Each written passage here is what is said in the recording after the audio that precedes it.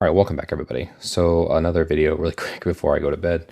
A bit of a sanity check here on the insurance piece. I largely use LTI tokens, but I'm not like super tied to them. So one way or the other, it doesn't really, like if there's no LTI, it doesn't super bug me, but I like to have a better understanding of it. So this is my understanding of it. Let me know in the comments below if you think this is a good understanding or not, how this will probably work. But anyways, again, this is always subject to change as well anyways. So it's probably already changed anyways off of what other people have determined in the past, but let's get into it.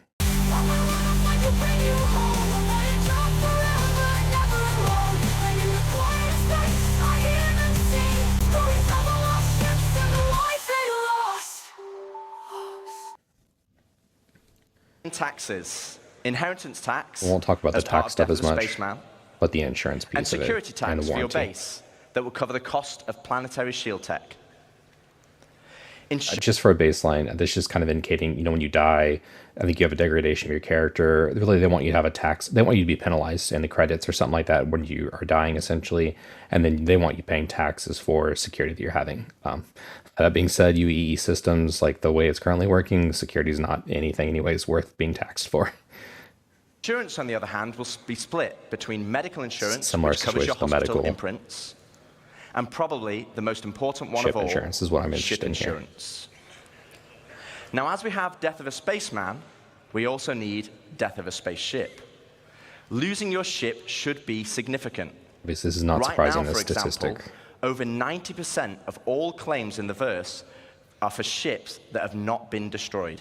So largely, obviously, if you go to a different space station, something like that, you're going to end up reclaiming your ship just to get it there instead of having to go back to get the ship, right? So if you're on Microtech and you end up going to Hurston for some reason, you're like, oh, you know what, I wanted my reclaimer or something. You're just going to reclaim it. You're not going to go back to Hurston to go get it, or Microtech and then go get it. You're going to just reclaim it there and be done with it.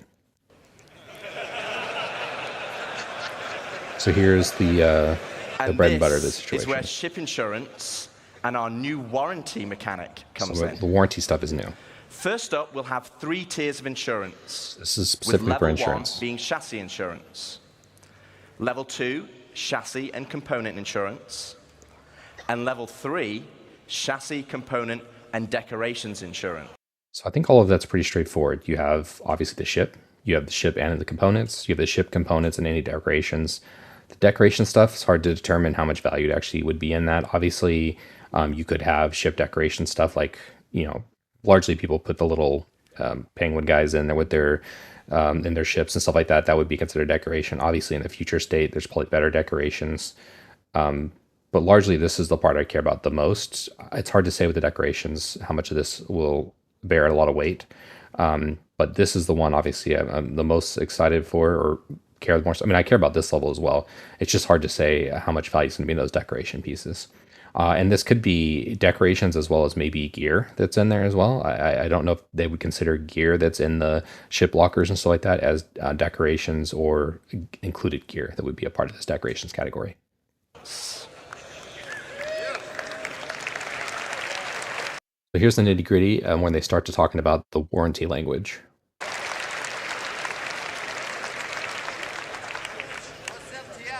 Now, insurance by itself will only pay out credits. So I think that's going to be important to this discussion. So insurance is only paying credits. There's no actual reclaiming of ships that's occurring there. You're just straight getting money for insurance, which I think is going to be the important factor that I was missing initially. Based on the wear and age of your ship. Wear and age is an interesting perspective as well. So will your LTI degrade as you continue to use your ship? Maybe. Will your regular insurance degrade? Again, all of that insurance-wise, if I've had my ship for a year for some reason, versus if I just made the ship, or I just got the ship out, if I'm new to the game or whatever, sounds like if you died with your ship, the insurance payout would be higher. Insurance, I think you want to listen to this bit because it's important.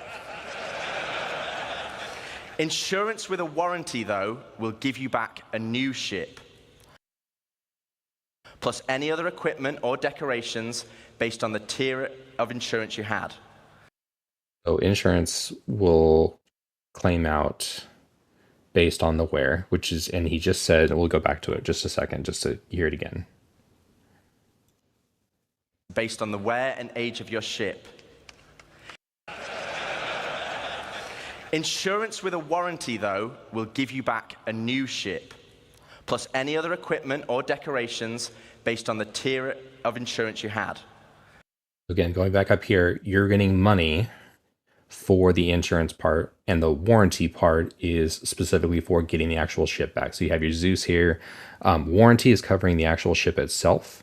The insurance is covering the cost associated with, it says the chassis, which is interesting. I think that goes back to the base building. They would have to somehow assign a value to that chassis. So let's say this is a level 0, which means just maybe a level 0 again, like level 1, level 2, level 3 building Zeus here. That chassis, I would assume you're getting insurance payment based on that quality of the ship when they talked about some of the base building. I don't want to go in that too deep, but that's just a chassis piece, not chastity, not a chastity belt, chassis piece. And then there's the components. Obviously, there's different grades of components. And then finally, there is the, they did say equipment. So I think the decorations and equipment, I do think that that might include, you know, some of the things inside the ship besides just decorations. Okay, so this is the bit you need to listen to. Part that it's All ships bought on the pledge store will come with a permanent warranty and their appropriate insurance.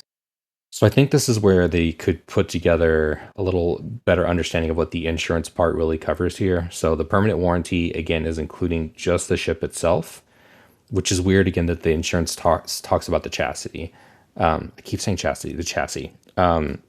That being said, it seems like if you have LTI, you're going to always get a payout. But that payout is going to be dependent upon how old your ship is and what the wear is. That is hard to determine, right? So if I've got a reclaimer, again, let's say I've got the Zeus and I have LTI with it.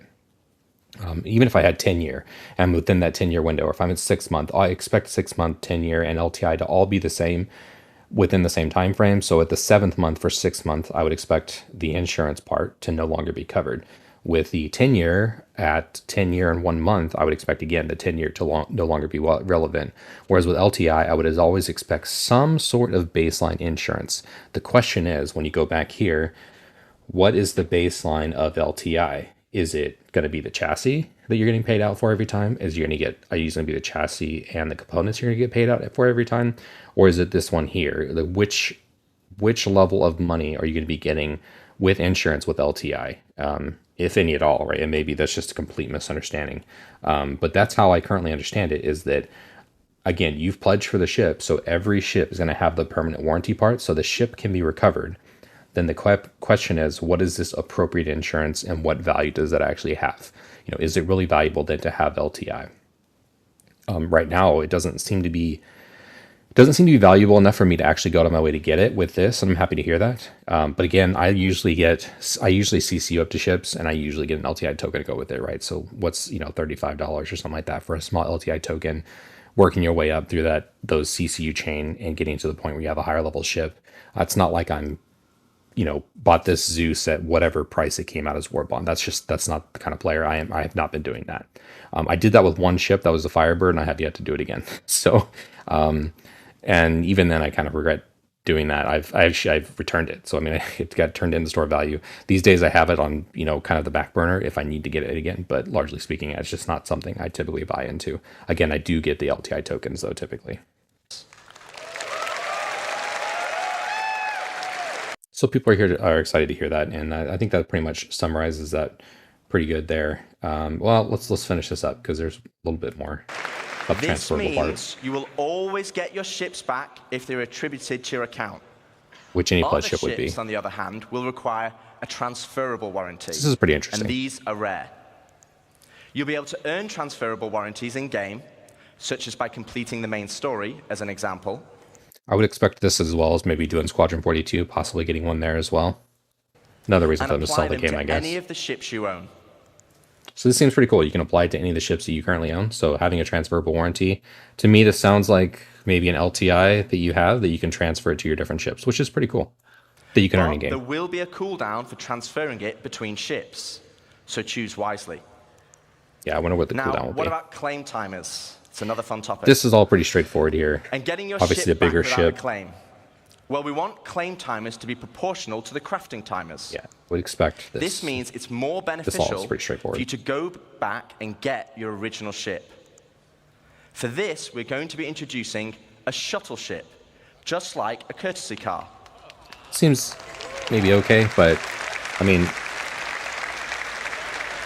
if you left your reclaimer somewhere or something like that, you don't You'll necessarily be able to claim the shuttle, get shuttled back at no either. extra cost to most Teleportation. locations, and then fly it back to your original ship.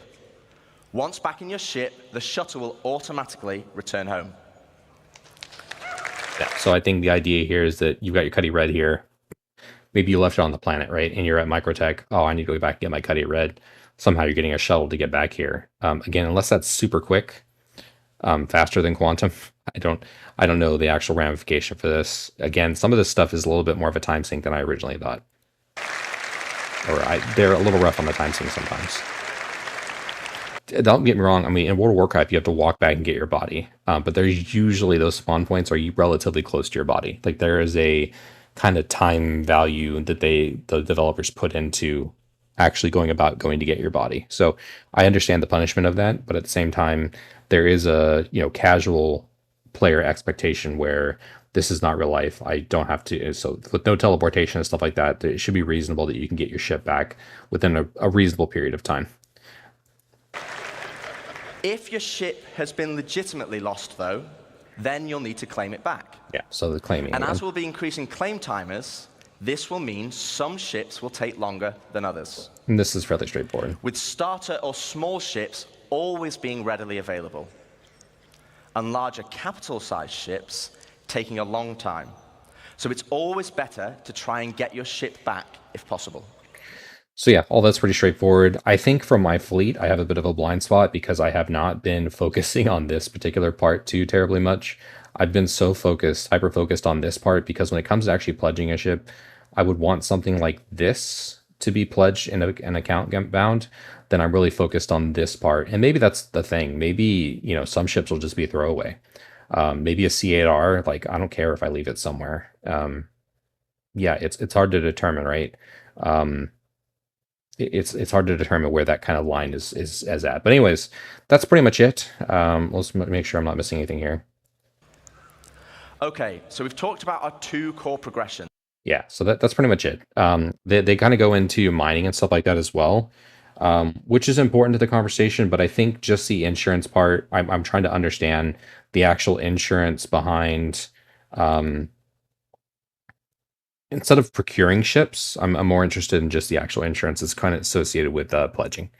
Anyways, thank you all for taking the time to watch the video with me. Again, I appreciate anyone that take the time to let me down below what you think that this is all going to mean. And again, where does the insurance part, as far as LTI is concerned, where does it kind of land in this kind of metrics of insurance being provided? If it's LTI, is it just probably level 1, and then you're getting a payout of what would essentially be against the chassis? With LTI, your ship, something happens to it and you're in your reclaimer or something like that, then you're going to be getting a payout of this, plus you can go get the ship back, and then maybe you can spend that towards components, or you're going to get this part here. A lot of people like to have the idea that you're going to get this with LTI.